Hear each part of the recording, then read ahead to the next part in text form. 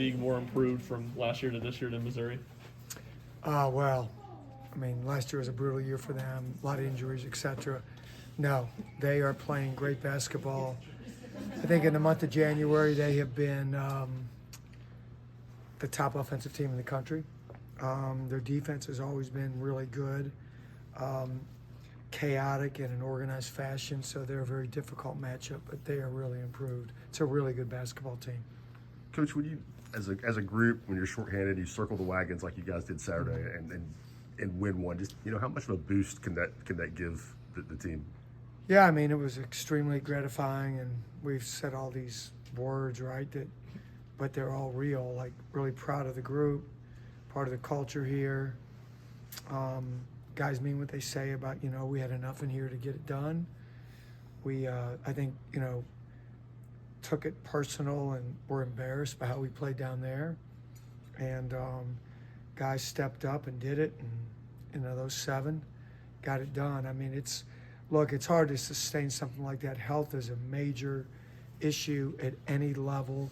I don't care what sport. You got to have enough numbers and et cetera. But that was a very proud couple of hours for the Tennessee Vols. Coach, along those lines, do you get a sense that Igor and Zakai will be back tomorrow night? I get a sense. Yeah, they both practiced yesterday in somewhat limited amounts.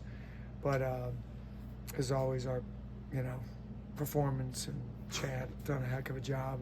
And those guys getting themselves back. What challenges does a guy like Caleb Thoreau present when he can fire so well from behind the arc? From behind the arc? You mean almost at half court? That's a real issue. You guys probably are all too young in here to remember Al Dillard that played at Arkansas. From the nose of the pig, Coach. Come on. From the nose of the pig. That is what you're looking at. Good job, Rob. Yeah, and he reminded me he was from Bessemer, Alabama. And at the time, I was, at that word we all like here, Alabama. So he's got great range. I think the most impressive thing is his ability to balance himself on his shot prep, quick release. He's just a really tough cover because you can play really good defense, and his offense might be better. Well, it seems like on paper, Missouri can really shoot the ball well from 3, but likes to run through Mark Mitchell in the post. What's difficult about guarding a team like that? Yeah, so I think when you have like size and a guy like that that's strong physically, but also like very mobile, versatile, it makes it tough to manage. Like, how are we going to guard all these other guys? They space the floor, they lift the floor. There's area to cut. Kentucky obviously does some of that, or a lot of that. Mitchell's just a little more fluid probably than Williams at Kentucky. Williams is bigger, more of a rebounder. Mitchell is capable of putting the ball on the floor and creating plays. So it's a real issue. We're going to have to be really sharp defensively. Our communication will have to be top-notch, but it's very challenging. How impressive is what Jordan did against Florida, kind of running the offense and also being able to give you all boost scoring? Yeah, it's impressive. I think Jordan, not only that, but like Coach talks about it, to be able to play 36 minutes and not, look, cardio-wise, we want cardio tough guys. We always say you can do this a little bit, but you can't fall off the cliff because that turns into a 6-8 point run and you might not be able to recover. I think the fact that he and some of the other guys were able to play 36 minutes, sustain their effort, and not just offensively, but defensively manage their guards at Florida who are terrific. I mean, we just had a really good day, and they had a tough day. You guys have seen them before. That's probably as good a trio, and you had Aberdeen in there. It's a really good guard group. We're getting ready to see another one here coming up in Missouri. How much do you think that game and maybe how they've responded in practice maybe is that turning point in the program for this season? Well, we won 18 games. Our 4 losses, coaches talked about, have been to really good teams in our league. I don't know if it's a turning point. I don't think that necessarily would be how we look at it. I get where you're coming from with it. Like, did that give you guys a boost and maybe turn this? But we're going to see so many more good teams. And I think that for the entire league, how many road teams won the other day? It was like, what, 5 out of 7 or 4 out of 7? I mean, I think that we just have to try and remain consistent throughout this season and find ourselves, and obviously offensively find what's going to work best for this team because it's different than last year's team, right?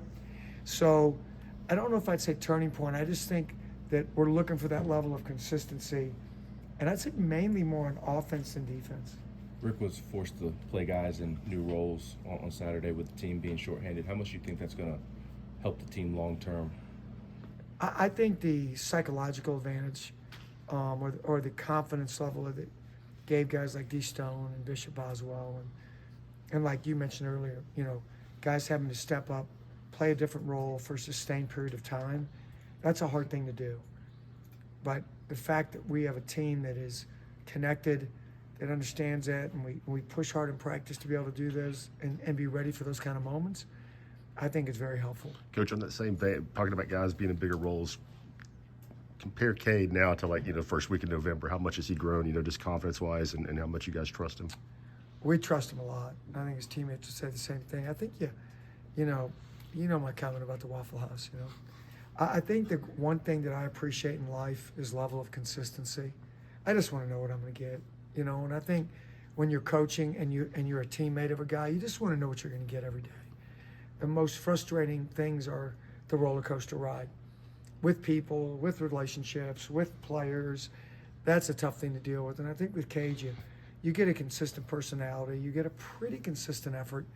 Execution sometimes, you know, you want it to be a little higher, but he's done a really nice job for us.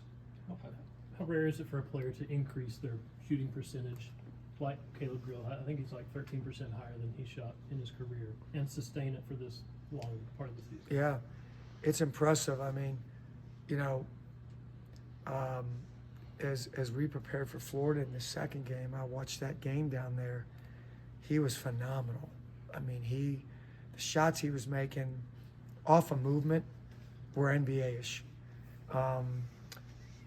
It's rare, but it happens to have that uptick. And, you know, the thing is, you know, can a guy like that do it again next year? I don't know if there is next year for him, but can he do it again at the next level? I know we used to look at that a lot. Is it a one-year thing? But it doesn't matter. Right now he's doing it, and he's doing it at a high level. How do you guys balance conditioning and wear and tear, especially as you're in the thick of the middle of SEC play and only having 9 scholarship players? I think that's where Garrett comes in and Chad, that we follow their lead. Pretty much, it depends. You know, as long as I always tell the guys, hey, let's get it done here in the time that we really have allotted, that we have allotted, that we want to go with, optimal amount of time for you to be on the court. So when we execute and guys are giving effort, then we can get in and out. But coach is not going to leave practice unless we've gotten done what we need to get done. 5th straight game against a top 15 team. Just what is this stretch going to teach you guys heading into March and hopefully into conference play too? Yeah, I think that our whole league is benefiting from this, right? That we get to see top level competition every single night. There's not one game on the schedule that you might circle saying we probably have a little better chance to win this one, or I just can't say that. I mean, it's also when you catch an opponent, you know, like Florida caught us, you know, when we were, or you catch another team when they're not as healthy, or, you know, I'm watching Iowa State, who I have great respect for them. What's happened? Like, so you it's a long year. There's a lot of dynamics that go on within a team, and sometimes you just don't find your stride. I know Coach brings up all the time. I think one of the years UConn won the national championship, they lost 5 straight games.